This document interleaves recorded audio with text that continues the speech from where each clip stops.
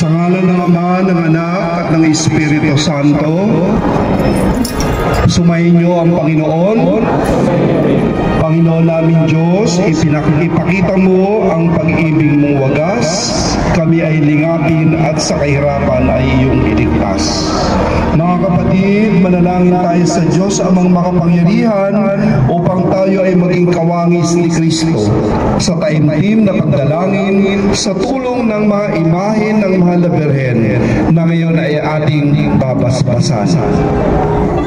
Awa ng Diyos at gawaran ng pagbabasbas ang mga imaheng ito ng Mahal na Birheng Maria, upang ang lahat ng ito'y makatulong sa kasalukuyang panahon sa ikaunlad sa paggawa ng kabutihan, upang makamit ang ligaya ng kalangitan sa pamagitan ni Jesucristo kasama ng Espiritu Santo magpa sa walang hanggan.